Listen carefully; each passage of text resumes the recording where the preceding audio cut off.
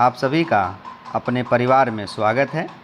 दोस्तों, हमारी बहुत ही बेहतरीन सी सीरीज चल रही है बायोलॉजी, जिसमें हम टॉपिक में आज मानव शरीर प्रणाली, सीधी सीधी भाषा में हम कह सकते हैं कि आज हम अपने शरीर के बारे में मात्र 10 मिनटों में समझेंगे कि हमारे शरीर में कौन सी चीज़ कहाँ से कैसे कैसे हमारे पास में जो प्रोटीन होता है, साथ में विटामिन होता है, कार्बोहाइड्रेट और वसा होती है, किस तरीके से कौन कौन से एंजाइम से हमारा, कौन कौन से एसिड से हमारा खाना पचता है, वो सब चीज़ें आज हम जिसमें जानने वाले हैं। दोस्तों, अंत तक बने रहिए क्लास में, और हर एक क्लास के हर एक सवाल को बहुत अच्छे से बार बार कम से कम 20-20, 25-25 बार हर एक एग्ज़ाम में पूछा गया है। बड़ी मेहनत लगती है बच्चों आप लोग क्लास लेके आने में। आप अपने परिवार को इसको ज़्यादा से ज़्यादा सपोर्ट करके चलिए बच्चों, स्टार्ट करते हैं। अपने परिवार का पहला क्वेश्चन आपके बीच में है। बच्चों, पहला क्वेश्चन है बहुत ही बेहतरीन, और सब लोग इसका आंसर अच्छे से बखूबी तरीके से आप देने वाले हैं। दोस्तों, सब्जियां खराब होती है क्योंकि उनमें किसकी मात्रा अधिक होती है। दोस्तों, जब भी हमारी सब्जी खराब होती है तो हम सभी को पता है वो खराब किसके कारण, जल के कारण होती है। इन सब्जियों को खराब करने के लिए कुछ हमारे पास में क्या होती है, कार्बनिक पदार्थ भी होते हैं। जैसे हम बात करेंगे कौन सा, जैसे आपका वसा होती है, कार्बोहाइड्रेट होती है, फैट होती है। वो सारी की सारी चीज़ें हमारी क्या करती है, सब्जी को ख़राब करती हैं। प्रोटीन होता है, ये सब के सब हमारी सब्जी को ख़राब करती हैं। लेकिन किसकी उपस्थिति के कारण, तो आप कहेंगे दोस्तों वो सब्जी की उपस्थिति के कारण, जल की उपस्थिति के कारण ये घटना आपको देखने के लिए मिलती है। तो दोस्तों, बहुत ही बेहतरीन सा क्वेश्चन था। क्वेश्चन नंबर 1 का B option is correct. I hope आप लोगों को आज पता लगा होगा कि सब्जी क्यों होती है, कौन कौन से कार्बनिक पदार्थ हैं जिनकी वजह से वो ख़राब हो जाती है। तो चलिए दोस्तों, बात करते हैं। अगर हम बात करेंगे इसी में, तो आप कहेंगे सब्जी में लगभग पानी की मात्रा कितनी होती है, तो आप कहेंगे लगभग 85% से लेकर 90% के आसपास में हर एक सब्जी में क्या होता है, पानी उपस्थित होता है। ठीक है, तो ये भी आपको पता होना चाहिए। दोस्तों, आगे बढ़ेंगे। क्वेश्चन नंबर 2, इनमें से कौन सा अंग ग्लाइकोजन को ग्लूकोज में बदलता है तथा रक्त को शुद्ध करता है। तो दोस्तों, इसका बिल्कुल सटीक और बेहतरीन जो आंसर हमारा बन के चलेगा वो होता है हमारा कौन, वो होता है हमारे दोस्तों लीवर होता है। और दोस्तों ध्यान रखिएगा, यही हमारे क्या करता है, ग्लाइकोजन को ग्लूकोज में बदलता है और रक्त को शुद्ध करता है। अब आप कहेंगे ये जो हमारे पास में ये यकृत होता है, लीवर होता है, ये कौन सी गैस को उत्सर्जित करता है। दोस्तों, ये गैस को हमारी CO2 को क्या करता है, उत्सर्जित करके चलता है। ठीक है जी, इसलिए हम क्या करते हैं, अपने खून का शुद्धिकरण करके चलते हैं। चलिए, क्वेश्चन नंबर 2 का आपको आंसर मिल गया। आगे, नींबू किसके कारण खट्टा होता है। तो दोस्तों, इसका सही आंसर जो हो जाएगा सिट्रिक अम्ल हो जाता है। नींबू ये कौन से विटामिन होता है, तो दोस्तों ये हमारा कौन सा होता है, विटामिन सी के लिए एक अच्छा स्रोत माना जाता है। जिसमें कौन सा किसके कारण खट्टा होता है, तो वो सिट्रिक अम्ल के कारण खट्टा होता है। अब आप कहेंगे इसका एग्जाम्पल क्या है। दोस्तों, इसका एग्जाम्पल अगर हम बात करेंगे तो वो हमारा नींबू हो जाता है। कौन सा होता है, नींबू हो जाता है। नींबू के बाद में आपका क्या हो जाता है, और हम बात करेंगे जैसे संतरा हो जाता है। ठीक है, ये कुछ इसके एग्जाम्पल होते हैं। एग्जाम्पल भी कई बार एग्जाम में पूछ के चलता है। आज की क्लास बहुत ही बेहतरीन और बहुत ही ज़बरदस्त होने वाली है। दोस्तों, आगे बढ़ेंगे। लार किसके पाचन में मदद करता है। लार किसके पाचन में मदद करता है। तो दोस्तों याद रखना, लार हमारा हमेशा स्टार्च के पाचन में मदद करता है। क्वेश्चन नंबर 4 का बी ऑप्शन आपका करेक्ट हो जाता है। आगे, किस एंजाइम के कारण दूध का दही में परिवर्तन होता है। तो दोस्तों, इसका सही आंसर आपका हो जाएगा क्वेश्चन नंबर 5 का बी ऑप्शन इज करेक्ट हो जाएगा। क्वेश्चन नंबर 5 का आपका सही आंसर जो होगा वो हमारा रेनिन हो जाता है। किस एंजाइम के कारण दूध का दही में परिवर्तन होता है, तो वो हमारा एंजाइम होता है कौन सा, रेनिन। एग्जाम्पल इज करेक्ट आपका हो जाता है। खट्टे दूध में होता है। दोस्तों, खट्टे दूध में क्या होता है, तो हमारे पास में लैक्टिक अम्ल जो होता है ये हमारे खट्टे दूध में पाया जाता है। क्वेश्चन नंबर 7 आपके बीच में, इनमें से कौन सी ग्रंथि पाचन एंजाइम का स्त्राव नहीं करती है। दोस्तों याद रखिएगा, बहुत ही बेहतरीन और बहुत ही ज़बरदस्त क्वेश्चन है हमारे पास में। तो वो कौन सी ग्रंथि है जो पाचन एंजाइम का स्त्राव नहीं करती, तो वो हमारा इकलौता लीवर बचता है। बाकी लार ग्रंथि होगी, आंत ग्रंथि हो गई, अग्नाशय होगी, सारा का सारा जो ग्रंथि होती है वो हमारे पाचन एंजाइम के लिए काम करती है। आगे, मानव शरीर को किस रूप में ज़्यादा ऊर्जा मिलती है? दोस्तों याद रखिएगा, मानव शरीर को किस रूप में ज़्यादा ऊर्जा मिलती है? पहले नंबर पर दोस्तों आपका आ जाता है कार्बोहाइड्रेट, दूसरे नंबर पर सबसे ज़्यादा आपका आ जाता है तो वो आ जाता है हमारा वसा। कौन सा आता है? वसा इज़ करेक्ट आपका आंसर हो जाता है। ठीक है, चलिए बहुत बढ़िया। क्वेश्चन नंबर 9 आपके बीच में है, इनमें से क्या जंतुओं के भोजन में शामिल होता है? दोस्तों इनमें से कौन सा जंतुओं के भोजन में शामिल होता है? तो वो हमारा क्या होता है? सेलुलोज इज करेक्ट आंसर आपका हो जाता है। क्वेश्चन नंबर 9 का सी ऑप्शन आपका करेक्ट हो जाता है।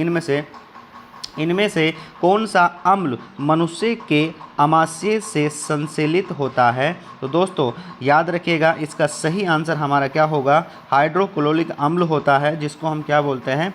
HCl इज करेक्ट आंसर आपका हो जाता है। दोस्तों कहाँ पे मिलता है? तो दोस्तों याद रखना, ये आमाशय में उपलब्ध होता है। आगे बढ़ेंगे।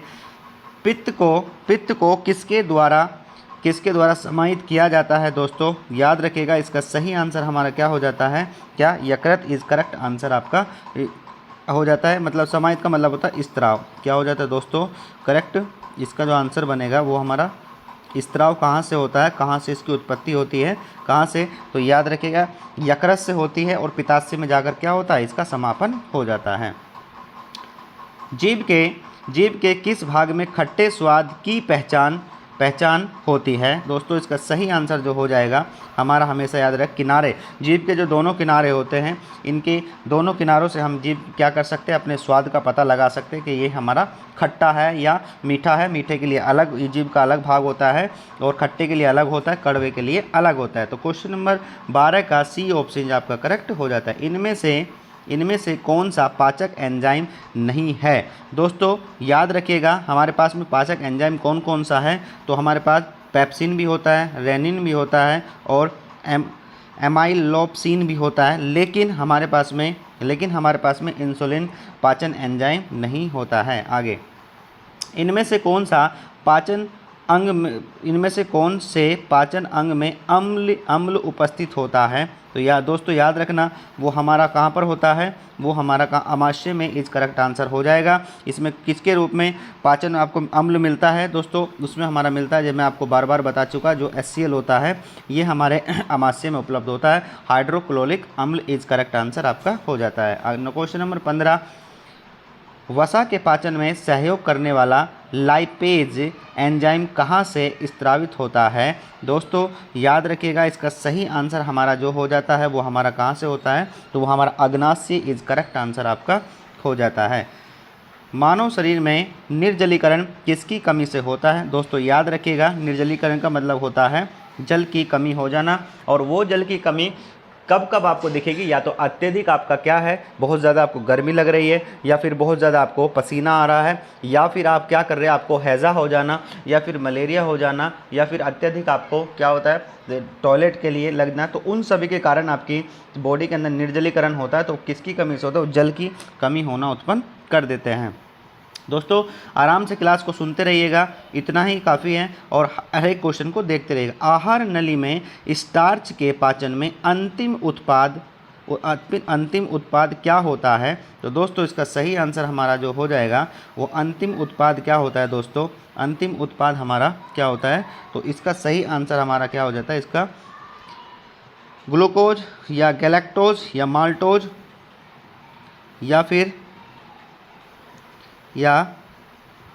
तो इसका सही आंसर हमारा जो हो जाएगा, आहार नली में स्टार्च के पाचन में अंतिम उत्पाद क्या होता है? दोस्तों वो हमारा क्या हो जाता है? तो ग्लूकोज इज करेक्ट आंसर आपका हो जाता है। नेक्स्ट, इनमें से कौन किसी भी तरह की ऊर्जा प्रदान नहीं करते हैं? तो दोस्तों याद रखना, ऊर्जा प्रदान करने के लिए वसा भी होते हैं, प्रोटीन भी होते हैं और कार्बोहाइड्रेट भी होते हैं, लेकिन हमारे पास में प्रोटीन कोई भी ऊर्जा प्रदान नहीं करते हैं।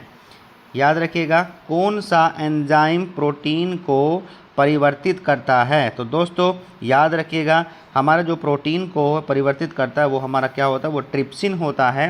दोस्तों याद रखना, प्रोटीन को परिवर्तन करने का काम किसका होता है? ट्रिप्सिन का होता है। चलिए, बाद में यही ट्रिप्सिन किस में चेंज करेगा? आपको ये अम्ल में परिवर्तन करता है, और ये सारी की सारी चीज़ें कहाँ मिलती है? आपको आमाशय में उपलब्ध होती है।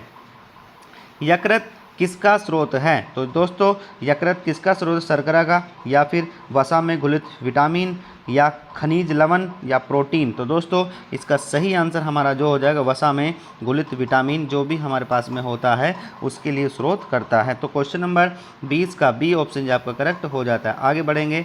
पायसीकरण है, पायसीकरण क्या होता है बच्चों?